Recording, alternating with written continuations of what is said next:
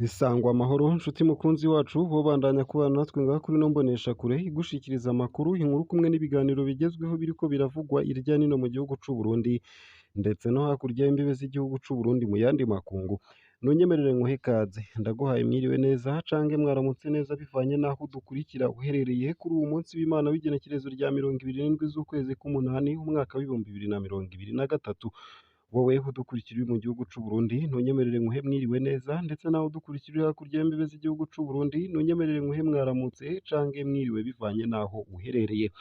Nkawe udukurikira uri mu gihugu kibanyi ca Repubulika Iharanira Rusange ya Kongo, mu gihugu kibanyi c'u Rwanda, mu gihugu kibanyi ca Uganda, mu gihugu kibanyi ca Kenya na Tanzania, mwese ndabahaye ikaze ngaha kuri no mboneshakure batohoreza amakuru hama ikayabashikiriza uko yakabaye. Ibiba biriko biravugwa mu bisata bitandukanye nk'igisata c'ubutungane, igisata c'agateka ka zina muntu, igisata c'amagara y'abantu, igisata c'ubutunzi, igisata c'imigenderanire n'ayandi makungu, igisata c'uburimyi n'ubworozi, igisata c'indero n'igisata c'inkino, vyose ni ngaha kuri no mboneshakure. Utegerezwa rero gusa kubandanya ubana natwe. Kubana natwe ni ukumanuka munsi y'ino video hama ugafyona imbere y'ijambo Isange TV. Haraba handitse ijambo s'abonner ntaba ukoresha YouTube y'igifaransa canke ijambo subscribe ntaba ukoresha YouTube y'icongereza. Gufyondako ni ukuduha intererano yawe yo kuja turakuronsa amakuru yose, ibiganiro kumwe n'inkuru vyose tubandanya gushikiriza binyuriye ngaha kuri no mboneshakure ya Isange TV. Inyubako nziza nizo zikenewe kugira ihanahanwa ry'ibidandazwa rikunde. Muri ya nama ihuza ibihugu vyigaba bikigaburira bita BRICS, umukuru w'igihugu c'u Burundi Evaristo Ndayishimiye yarabonanye kuri uwa 25 Myandagaro 2023 n'abakuru b'ibihugu vy'Ubushinwa na Afurika, aho iyo nama yari irongowe na Xi Jinping w'Ubushinwa na Cyril Ramaphosa wa Afurika y'Epfo mu ntumbero yo gukomeza ugufashanya ku bihugu vyo mu bumanuko.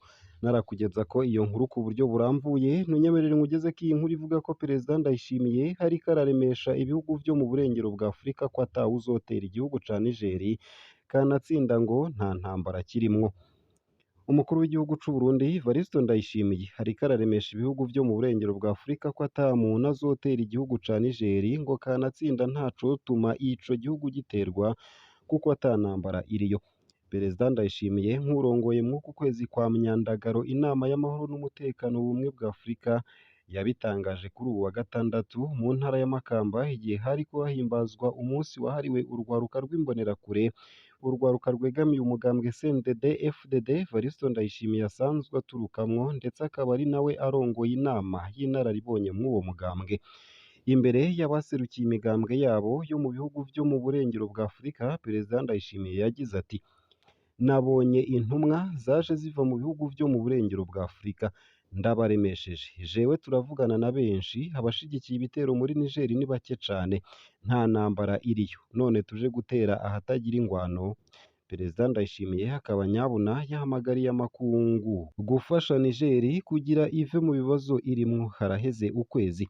Twobamenyesha ko kuva aho Perezida wa Niger Mohamed Bazoum hakuriwe ku nguvu ku butegetsi, abarongoye ibihugu vyo muri Afurika y'uburengero bigize umuryango wa CEDEAO babandanya imibonano yo gutegura igitero ca gisirikare muri Niger, mu gihe inzira y'ibiganiro yoneshwa ntizane inyishu. Nayo mbandanije na ya nkuru nari ntanguye ngugeza ko mu ntango zano makuru nuko ngo inyubako nziza arizo zikenewe kugira ihanahanwa ry'ibidandazwa rikunde. Muri ya nama ihuza ibihugu vyigaba bikigaburira bita BRICS, umukuru w'igihugu Evariste Ndayishimiye yabonanye kuri uwa 25 Myandagaro 2023 n'abakuru b'ibihugu vy'Ubushinwa na Afurika, aho iyo nama yari irongowe na Xi Jinping w'Ubushinwa na Cyril Ramaphosa wa Afurika y'Epfo mu ntumbero yo gukomeza ugufashanya ku bihugu vyo mu bumanuko. Izo mpande zose zikaba zari zishimikiye ku kamaro ko gukorera hamwe mw'ishirahamwe Zerekafu kuko ngo ishobora guhindura ubutunzi bwa Afurika. Umukuru w'igihugu Evariste Ndayishimiye akaba yaramenyesheje ko guhanahana ibidandazwa bidashoboka mu gihe ata nyubako zo gukoresha zibereye zihari. Akaba yaraciye asaba ko boshigikirwa mu migambi iriko ikorwa mu bihugu vya Afurika y'ubuseruko EAC, aho hakaba ari nk'ibarabara ry'indarayi rizohuza Tanzania, Uburundi na Repubulika Iharanira Rusange ya Kongo, hatibagiwe n'ikiraro kizohuza intara ya Cibitoke n'amajyepfo ya Kivu. Nayo mu bindi kandi umurwi ufise impano zo gukina udutebetebe acrobacy niwo waraye utahukanye intsinzi muri rya higanwa ry'impano z'urwaruka ruri munsi y'imyaka 18. Umurwi ukina udutebetebe acrobacy waraye utahukanye intsinzi mu ihiganwa Burundi Kids Got Talent ryabereye ku Bashinwa kuri uwa 24 Myandagaro 2023 ku nshuro ya mbere. Uwo murwi wa acrobacy ukaba uzorihirwa itike izowushikana mu mahiganwa mpuzamakungu y'impano z'urwaruka, ukaba kandi watahanye ibahasha ry'umuriyoni w'amarundi. Imirwi yose irimwo urwaruka rufise impano zitandukanye, aho twovuga gutamba, kuririmba, gucuranga, kuvuga ivyese, gutwenza, udutebetebe, gucapa no gusiga. Batatu ba mbere mu murwi wose barahawe ubushimwe, aho uwa mbere yaronka ibihumbi 200 vy'amafaranga y'amarundi, uwa kabiri akaronka ibihumbi 200 mu mafaranga y'amarundi, uwa gatatu nawe akaba yaronka ibihumbi 100 vy'amafaranga y'amarundi. Nayo mw'ijambo ry'uwaserukiye umushikiranganji mu vyajejwe harimwo urwaruka, inkino n'imico kama, ariwe Jean Paul Sindayigaya, yamenyesheje ko urwaruka aribwo Burundi bw'uno munsi n'ubw'ejo, akaba kandi hari narwo rufise inguvu zo gukora ibikorwa bijanye n'iterambere, ari naco gituma impano ndemanwa ziri mu rwaruka zitegerezwa gushigikirwa no gushirwa ahabona. Ari nayo mpamvu kandi mu migambi ya leta harimwo ibikorwa bitigera bihagarara vyo guteza imbere urwaruka ngo rushigikirwe bimwe biboneka. Mwomenya ko amahiganwa azohora abandanya uko umwaka utashe.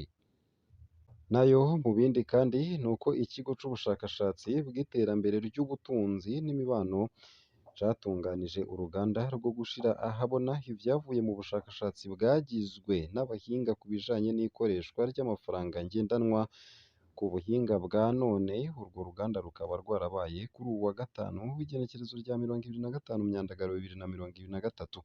Mw'ijambo ryugurura urwo ruganda, Reveriyano Nizigiyimana arongoye igisata c'ubutunzi muri kaminuza y'u Burundi, akaba ari nawe yaserukiye umuyobozi wa kaminuza y'u Burundi, akaba yarashimye abitavye ubutumire, akaba yaraciye amenyesha yuko hakwiye kwitabwaho ikoreshwa ry'amafaranga ku buhinga bwa none. Gildas Irakoze, umwe mu bashakashatsi bashize ahabona ivyavuye mu bushakashatsi bwakozwe, akaba amenyesha ko Uburundi bukiri inyuma mu bijanye no gukoresha amahera ku buhinga bwa none mobile money ugereranije n'ibindi bihugu duhana imbibe. Agashikiriza ko biva ku nyubako zijanye n'ubwo buhinga bwa none zidakwiye mu mihingo yose y'igihugu, nk'akarorero mu mice ya ruguru aho usanga hariho amafone adakora neza. Akavuga ko hariho ibintu bitari bike ubwo buryo bwa none budashobora kuriha. Gildas akabandanya amenyesha yuko kugira ubwo buryo bwa none bukoreshwe neza, hariho ibintu bitari bike bikwiye gukorwa. Aha twovuga nk'ishirwaho ry'inyubako zofasha mu ikoreshwa ry'ubwo buryo bwa none, ibikoresho vyofasha kugira amashirahamwe yo gutumatumanako amakuru hashobore gushikiriza imihora yayo mu mice yose y'igihugu, kongereza agaseke k'ibishobora kurihwa kuri ubwo buhinga bwa none. Akavuga kandi ko hakwiye no kuba ihimirizwa ku bantu ku bijanye n'ikoreshwa ry'ubwo buryo. Akarangiza amenyesha yuko ikoreshwa ry'amafaranga ku buhinga bwa none vyoroshe gukoreshwa, bugabanya kandi ubusumbasumbane hagati y'abagabo n'abagore mu bijanye n'imibereho y'imiryango y'ingo zabo. Nayo kandi tunasozera ano makuru, womenya ko abigisha barenga 2,912 aribo bagiye guhabwa akazi muri iki kibazo ca leta kigira gikorwe kw'igenekerezo rya 30 Myandagaro 2023. Ivyo ntivyashikirijwe n'umushikiranganji w'indero n'ubushakashatsi François Havyarimana mu nama yagirishije abarongozi bakuru b'ubwo bushikiranganji hamwe n'abarongoye ubuyobozi bw'indero mu ntara zigize igihugu cacu kuri uwa gatanu w'igenekerezo rya 25 Myandagaro 2023. Ngaha akaba ariho nsoreje ano makuru nari nabateguriye, ariko aravugwa irya nino mu bisata bitandukanye mu gihugu cacu c'u Burundi. Ndagushimiye, ndakwipfurize kugira umunsi mwiza no kubandanya uraroranirwa, wowe utwereka ko udukurikira ngaha kuri ino mboneshakure. ndanakwipfurize kubandanya ugira umugoroba mwiza w'uwu munsi w'Imana w'igenekerezo rya 27 z'ukwezi k'umunani, ugire ibihe vyiza.